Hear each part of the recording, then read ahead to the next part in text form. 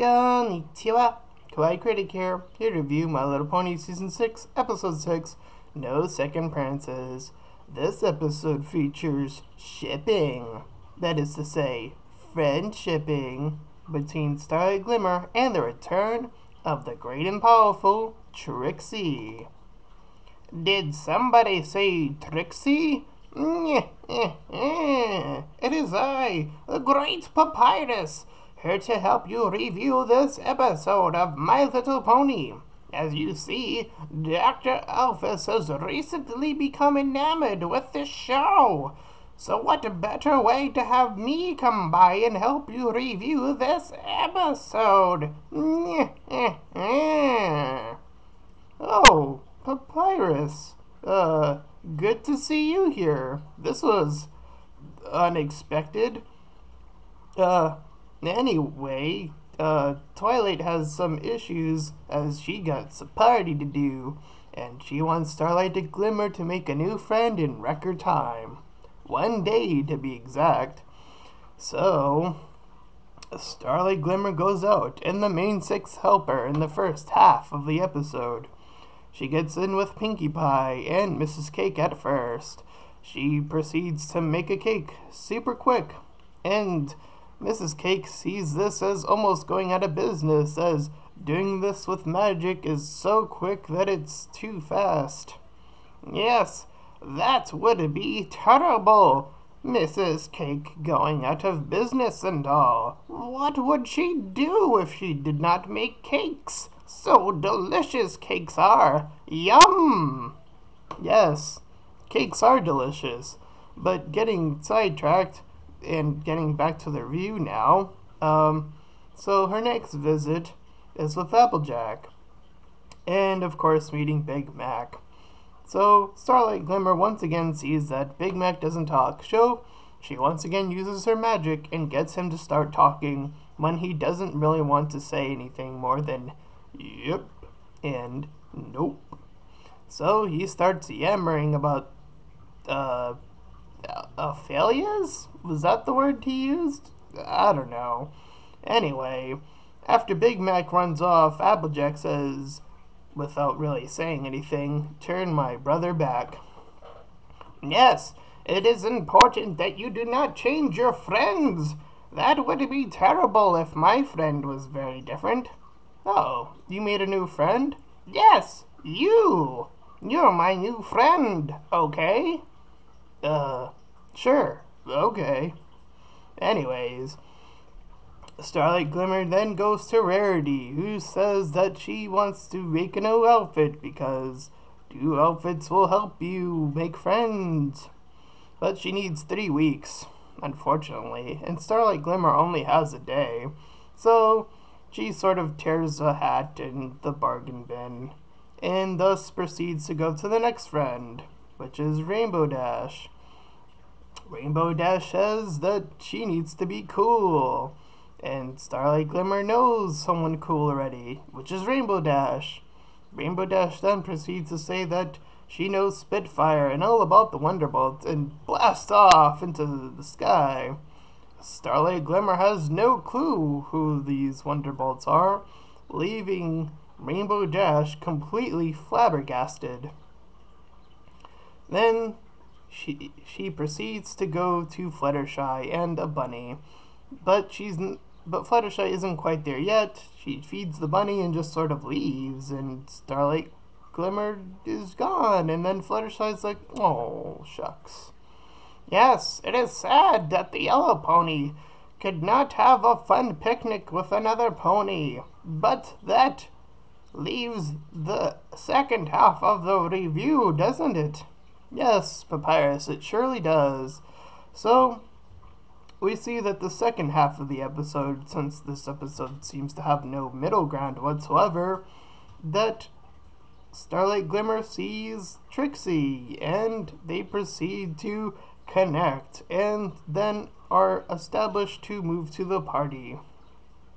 So, Starlight introduces Twilight to Trixie, and things get a bit out of control, as Twilight apparently has some issue with this.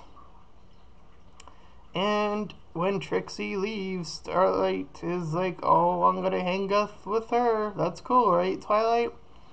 And this is where the episode gets both very interesting and, well, it does paint Twilight as sort of being the one in the wrong here. At least the most wrong, I feel personally. She sort of comes off as a liar. And the wrong type of liar to be on top of that, as she said that she was gonna give Starlight Glimmer her space, and that she also trusted her in this very episode, which wasn't true at all. Oh no! Why would she lie like this? Oh, I suppose I can teach Twilight Chan a lesson here. You see, lying is okay once in a blue moon. And when you do reviews, sometimes you have to lie. And as well throw on top of that, you can cheat as long as you beat a video game, and you can steal some very special pony's heart away. So lying, cheating, and stealing for you, Papyrus. There you go. Oh, wow, I never would have suspected that you can use those things like that. I have to really consider my options here. So, Starlight wants to choose Trixie here, who is putting on a magic show. And she says she has this trick that she's never been able to do before, and only Hoofdini has been the only one to pull this trick off with a manticore. And apparently it's a different manticore. So there. Anyway, with that being said and done, Twilight's at the party, and she's setting up for the party, and she has these spoons and organizing stuff, including a pasta spoon. What? Pasta? Why wasn't I invited to this party? I would have made the greatest pasta they have ever tasted. I'm sure you would have made delicious pasta, Papyrus, but we don't get that. Instead, we get Starlight Glimmer wanting to help Trixie with her magic trick. But the party commences, and Twilight's all alone with Celestia and the three friends that she sort of tried to force on Starlight Glimmer, which includes DJ Three Pones, and Derpy, and Cranky. Ah, yes, those three. Background ponies. Very famous ponies indeed. Yes, they are, Papyrus. So she sort of brings them to the party instead, or whatever you want to call it at this point. And Celestia is just having none of this, as she's sort of just bored and sitting there. I don't even know at this point if Princess Celestia is the one to have set this up. She seems so disinterested in all of this so far. Yes, she seems rather bored looking at that pasta fork. I don't think the fork was used for the pasta. Whatever. I would have used that fork for my pasta, and it would have been fine. I'm sure it would have been fine.